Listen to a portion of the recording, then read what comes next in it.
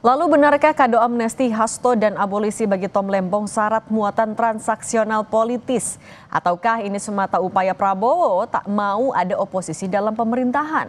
Kita bahas bersama politisi PDIP Andreas Hugo Parera, ada politisi Gerindra Hendar Samarantoko dan analis politik Lingkar Madani Ray Rangkuti. Selamat petang semuanya.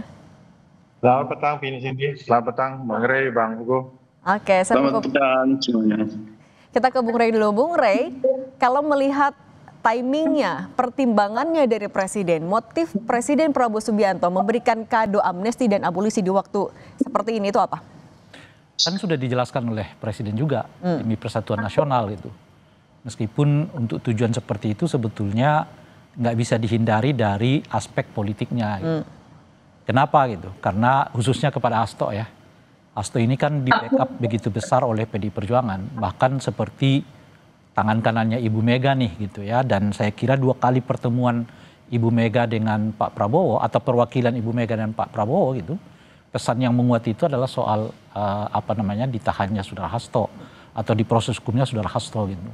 Nah cuma kan pada saat proses hukum ini berlangsung kan nggak mungkin tiba-tiba ada semacam jungkir balik hukum.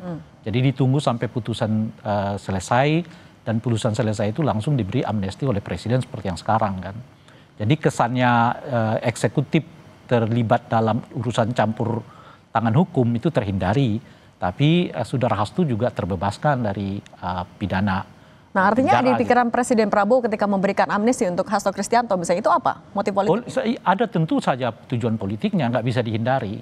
Khususnya karena itu tadi, karena Hasto di backup PDI, membuat PDI semacam berutang budi nih sekarang kepada Pak Prabowo. Dan dengan begitu kelihatan setidaknya ya langkah PDI Perjuangan sampai hari ini nih agak landai lah dari wajah yang semestinya oposisi. Misalnya maksud saya begini, kalau di zamannya Pak SBY, Ibu Mega ini nggak begini gitu. Tapi di zamannya Pak Prabowo ini agak landai nih. Padahal ada banyak isu yang memungkinkan oposisi sebetulnya menyikapinya secara kritis. Oke, kita tanya dulu ke Pak Andreas. Pak Andreas, kalau gitu, kalau tadi kata Bung Ray ini bisa jadi hutang budi PDIP sehingga lebih melunak di tahun ini. Kalau dari PDIP melihat hal yang sama? Halo. Sorry, saya agak kurang. Oke, Pak Andreas, kalau tadi kata Bung Ray, pemberian amnesti ini bisa bikin PDIP hutang budi. Jadi apakah PDIP bakalan ya ada tanda-tanda akan lebih melunak untuk kebijakan Pak Prabowo? PDI tentu menjalankan politik sesuai dengan apa yang diputuskan oleh politisi PDI Perjuangan, garis partai, tentu itu menjadi hal yang ya biasa di dalam politik tentunya. Bahwa kemudian berkaitan dengan pemerintahan, ya dari awal PDI Perjuangan sudah mengambil, paling kita sekarang PDI Perjuangan mengambil sikap bahwa kita berada di luar pemerintahan, dan itu diapresiasi, dihormati juga oleh pemerintahan, dalam hal ini Pak Prabowo sebagai presiden, bahwa beliau berkali-kali juga mengatakan bahwa ya pemerintahan ini butuh ada pandangan-pandangan kritis yang datang dari pihak luar. Pak Andreas, tapi kalau misalnya keinginan dari Pak Andreas, mohon maaf saya potong, tapi kalau misalnya keinginan dari Bu Mega untuk pembebasan Mas Hasto sudah diberikan, apakah mungkin masih sekritis itu? Saya kira dua hal yang berbeda, bahwa ada interpretasi yang bisa menghubungkan itu, ya silakan aja artinya masyarakat. Tapi tentu PDI Perjuangan punya sikap sendiri dalam hal pemerintahan, sementara yang berkaitan dengan amnesti ini terhadap yang diberikan pada Pak Hasto, di samping ada 1.600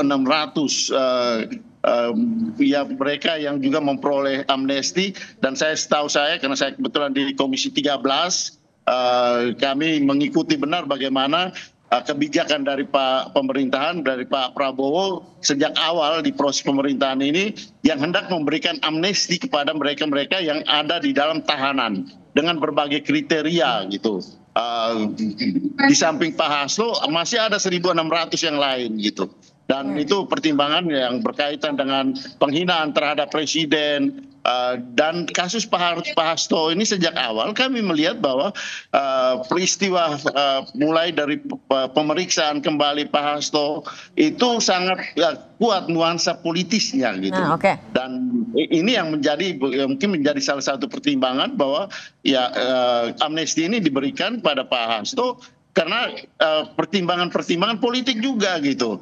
Bahwa amnesti itu penghapusan terhadap hukuman itu salah satu tujuannya adalah ya rekonsiliasi politik untuk menjaga stabilitas dan pihak-pihak yang ada di dalam pemerintahan. Pernah terjadi juga di zaman awal pemerintahan Pak Dur pada waktu itu ketika memberikan amnesti pada para tahanan politik seperti termasuk Budiman Sujatmiko dan kawan-kawan pada waktu itu. Pak Andreas, tapi kalau misalnya melihat timingnya sendiri, pemberian amnesti ini di H-1 Kongres, Anda bisa membaca ini sebagai bentuk ya Pak Prabowo juga sedang mengejar agar hasil Kongres semakin mendukung pemerintahan Pak Prabowo.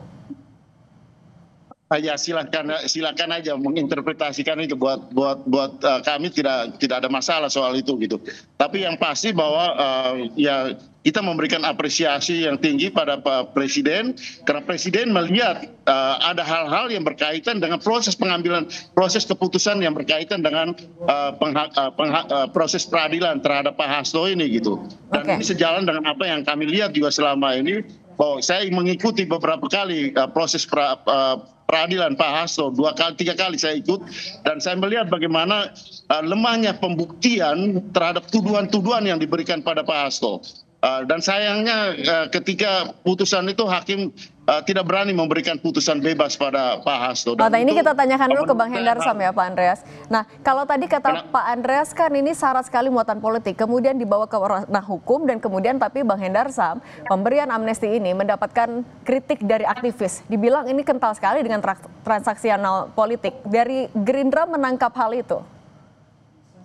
Kan gini yang melihatnya bahwa apa yang diberikan, amnesti yang diberikan kepada Mas Hasto ini kan one package. Jadi bukan hanya kepada Mas Hasto saja, tapi juga diberikan kepada 1.116 orang lain yang klasternya kurang lebih sama. Ada klaster politik di mana tahanan politik itu aktivis-aktivis Papua, ya. Kemudian juga ada beberapa hal-hal tindak pidana yang sifatnya minor, ya. Kemudian juga tahanan politik, tanda kutip ya, tahanan politik undang-undang ITE yang di zaman pemerintahan sebelumnya. Nah ini sebenarnya menjadi satu, kalau bisa kita golongkan dalam satu klaster, ya. Bahwa ini mereka-mereka yang terkena imbas, terkena ini atas aktivitas politiknya.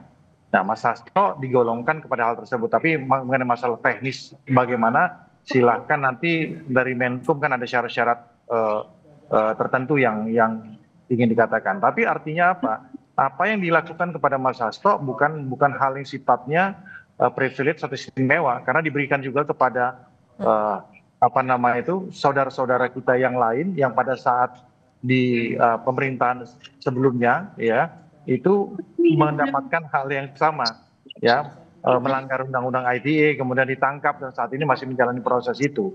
Dan itu adalah spirit dari pemerintahan Pak Prabowo, di mana pada saat itu sudah saya juga beberapa kali menjadi narasumber sering sekali menyampaikan waktu itu targetnya 44.000. Ya, tahanan itu kan dibebaskan, kemudian yang baru memenuhi syarat itu 1.116 saat ini. Dan artinya ini kan termin pertama dari hal tersebut. Kalau misalnya tadi kata Bang Hendarsam tidak istimewa, Bung Rey, tapi apakah akan ada dampak politik, akan ada konsekuensi politik yang akan dirasakan juga? Tapi nanti jangan dijawab dulu, kita akan kembali Kompas Petang sesaat lagi.